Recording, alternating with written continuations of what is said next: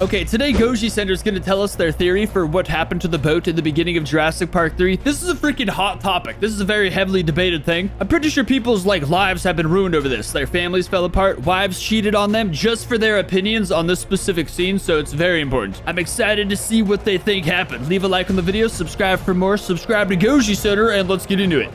Okay, who really ate the boat crew in Jurassic Park 3? A mystery that has been coursing through the Jurassic fandom for almost 25 years. What if they're really about to answer this question right now? That'd be crazy. Forums, rumors, and speculations have tried to tackle the question since 2001 and continue to do so today. On this episode of Goji Center, we travel back to Site B in its heyday to try and answer this unresolved catalyst for the plot to get rolling. Just what attacked the boat in JP3? It just couldn't be a Spino, dude. It's too big. It wouldn't... I don't know, man. 90s kids remember this infamous scene very well.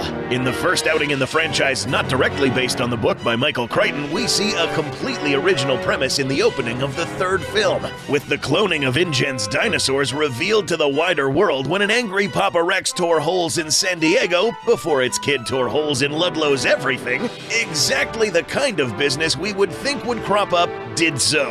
Risky exploiters and thrill seekers trying to see what they aren't allowed to. But after Enrique's dinosaur tour boat gets Eric Kirby and Ben Hildebrand airborne, they enter a fog bank several hundred meters away from the shores of Isla Sorna.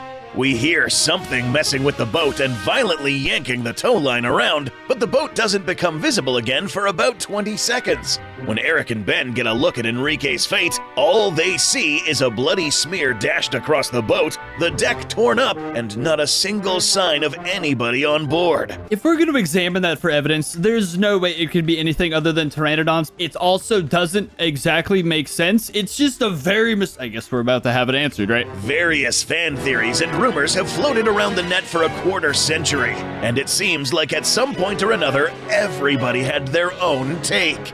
Among the myriad of hypotheses, three primary candidates tend to stand out the most. You know what? Plot twist. They were all clinically depressed. Really quick in the fog, they decided to just end it all while they were buddies on a boat trip together around this beautiful island, and then it was just bad timing. I feel like that's probably what happened. Either the attack came from above with winged pterosaurs swooping down onto the deck, death came from below with a large marine reptile, or that the Spinosaurus was the one who attacked the boat.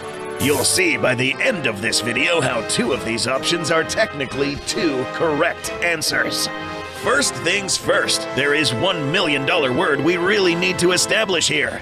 Canon. Jurassic Park has been a multimedia franchise before the moment Dr. Crichton's novel was published. Film-wise, each of the movies is canonical to what came before it. Characters return and bring up things that happened prior, and the world continues to evolve with every installment.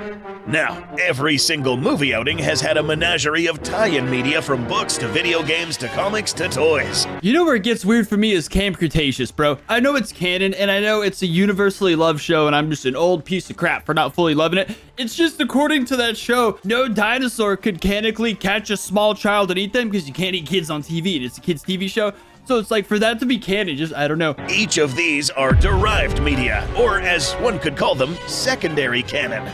The filmmakers are usually not involved in making them, and they are spun off from the movie instead of the other way around. It's a rare thing to have a future movie reference stuff from secondary canon, since usually the creators don't really look at it. Yeah, additionally, that'd be super some weird. things may be considered for a movie in an earlier stage, but were scrapped for one reason or another. And because things like tie-in video games or books are often based on earlier scripts to get ready for release ahead of time when the movie hits theaters, sometimes scrapped elements survive in them that contradict the movie. In either case, something that was scrapped or featured in tie-in media is not necessarily canon to the films. Jurassic Park 3 in particular had arguably some of the most chaotic development of any outing in the franchise. One story treatment that almost got made had a subplot involving some unknown species attacking people at sea and even on the Costa Rican mainland. The sets, cast, and effects were basically made for a different movie before most of that script was thrown out at the last minute, and we got what we got. Okay, Jurassic Park 3 kind of makes more sense now. I feel like it's actually a really good film considering the sloppy process it went through. So even when this got cut down to another story about getting stranded on Dino Island again, a lot of these plot elements survived from version to version. That's so disappointing. I feel like at one point they're just like, screw it. They're stuck on an island again. Okay, third time in a row. Work 2 times and work a 3rd time. Like there was no imaginative, I don't know. But the penultimate script for JP3 had some noticeable differences and gave a pretty clear answer as to what attacked the boat.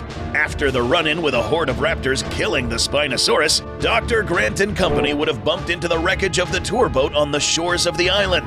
There, Grant would recognize the telltale triple slash marks from earlier and warn everyone to get down. Just as a flock of aggressive pteranodons, which had been attacking boats at sea and the mainland, would reveal themselves. Well, there you go. The pterosaurs would attack the rescue choppers for a climactic finale.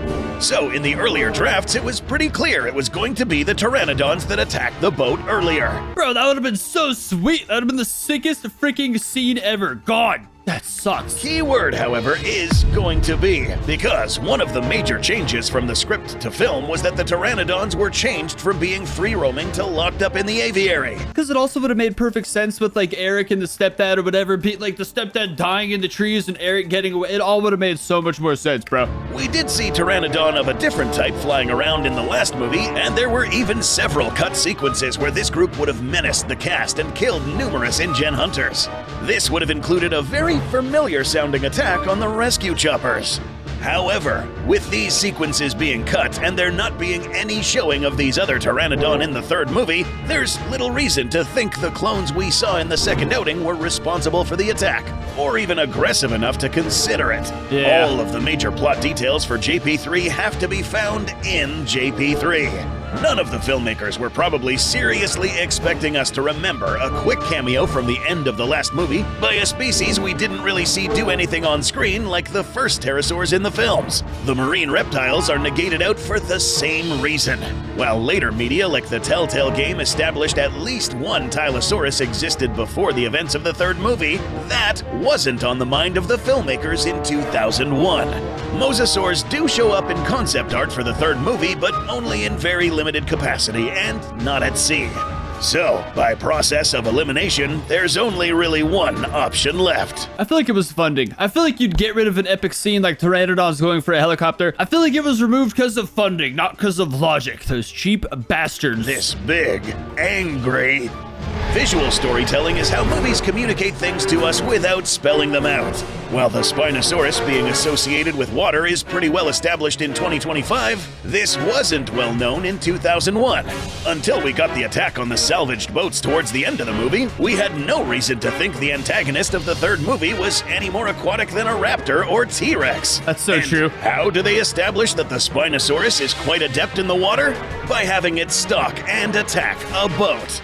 It might seem very strange to think of a river-dwelling ambusher chasing down a boat at sea, let alone one that was moving at a decent speed, but there really aren't any other options. One element that might have helped was the wind pushing against the boat would have required them to slow down to some degree or another to remain stable, meaning that they may not have been moving at top speed despite the choppy surf. Maybe the Spinosaurus is capable of swimming a lot faster than anyone else thought and chased down the dinosaur boat. I hope that's it the happened answer. to be lurking around a reef when the boat got close enough to get grabbed. Or maybe it had even more bad luck involving getting hit by vehicles in that movie and the boat accidentally ran it over, ticking it off enough to attack. That'd be so funny. Still, the visual storytelling makes it clear all the same that the movie starts with an unknown predator attacking a boat in the water. And one of the most dramatic sequences towards the end of the movie involves a big, previously unknown predator attacking a boat in the water. Yeah, but I mean, come on, there's like no scratch marks on the side, there's no damage on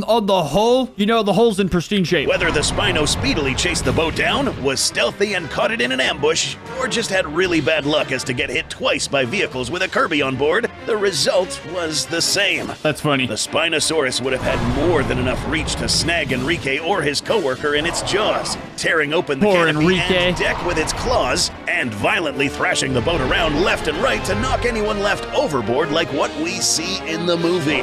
Having something that big latched onto the boat and starting its attack would also explain why Eric and Ben got yanked around so much on that cord. It would. The opening to Jurassic Park 3 is still one of the more inexplicable in the whole franchise. Thankfully, the next time we got a Spinosaurus committing violence against a boat at sea, we got far more boat, far more bodies, and far more Spinosaurus than we did the first time. Dude, I loved that scene. That scene was so awesome. Oh, it just suddenly ends, just leaving me alone with my thoughts to ponder. I freaking love the way they did this, like referencing different kinds of canon as like showing that games and stuff like that may have stuff that was in early screenings of movies that they ended up getting rid of. So it's really like difficult to determine what's like 100% what was the plan from the beginning. I think there's definitely some very interesting points in this video. I think the rewrites do make it absolutely difficult. So you have to like go freaking researching to figure out what did it. I kind of also like how they didn't really show us what did it. You know what I mean? Just kind of like showing how dangerous this freaking island is. I think the reason for it is very stupid though. Like rewrites and that kind of thing, so they ended up just like not showing us what did it, leaving it up to, I don't know. It sounds like this movie went through hell during the writing process, which is very disappointing because there's like books to go off of. Either way though, I think it was pteranodons. I think the no damage to the boat in any way, shape, or form, indicating nothing really got up on the sides of it, was kind of a heavy factor for me. Plus this whole scene being like written into the thing. I think the Spinosaurus option would have been the coolest for sure, but I don't know. Even these things are giant, powerful creatures. Like they could absolutely shake a boat. If I really just go crazy on both sides, even I could shake a boat a little. So these absolutely would. But I don't know. I'm also pretty stupid sometimes, sleep deprived, and often going under side effects from weird medications. So let me know what you guys think down below, because I could just be blowing smoke out my butt. So yeah, leave a like on the video, subscribe for more, subscribe to Goji Center as well, and I'll see you next time.